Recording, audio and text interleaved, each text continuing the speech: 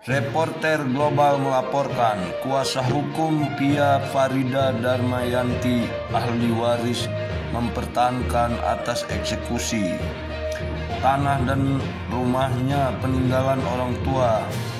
Luas tanah 1.300 meter di RT 01 RW 03 Kelurahan Harjamukti, Kecamatan Cimanggis, Depok.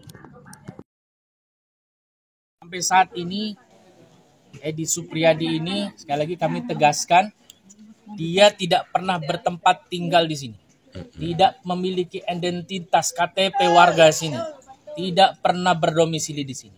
Secara catatan administrasi kelurahan ataupun RT RW, orang ini tidak pernah ada.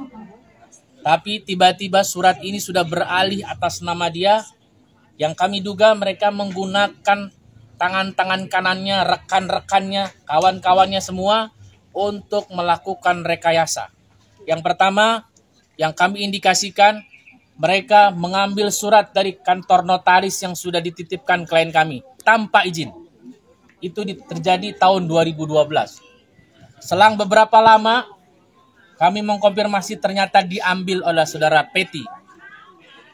Tahun 2013, tiba-tiba sertifikat tersebut sudah ada di tangan orang lain dan dijaminkan menggunakan identitas klien kami, Ibu Fia.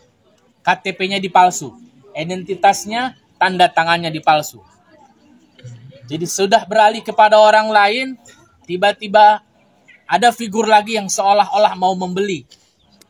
Dipengaruhi, dibujuk, sertifikatnya diambil. Itu diambil lewat orang pihak kedua yang telah mendapat terima jaminan. Kemudian dilakukan transaksi di kantor notaris Isamelia, di situ terjadi lagi. Padahal klien kami sudah menyerahkan keterangan waris asli 9 orang. Tapi ternyata diduplikat dan direkayasa keterangan warisnya menjadi 3 orang. Sehingga yang tanda tangan dalam proses itu bukanlah orang yang berhak. Ada pemalsuan surat keterangan waris terbaru dan ada pemalsuan fatwa waris tahun 9. Setelah itu dijaminkan oleh Edi Supriyadi ke bank BFI Finance yang kita tidak tahu bagaimana kesepakatannya, bagaimana mencicilnya, tiba-tiba macet.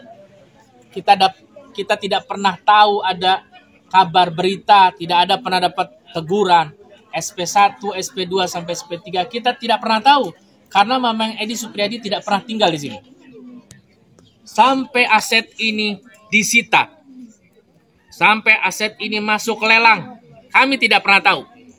Tiba-tiba sekarang ada pemenang lelang, kami lebih tidak tahu. Jadi makanya dalam proses pemberitahuan unmanning, dalam proses pemberian konstatering, pencocokan lokasi, kami tidak pernah diundang dan tidak pernah dipanggil. Ini tidak adil.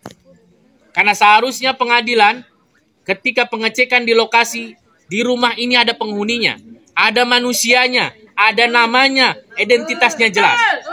Oleh karena itu, sikap kami sangat tegas dan jelas menolak pelaksanaan eksekusi hari ini karena tidak jelas.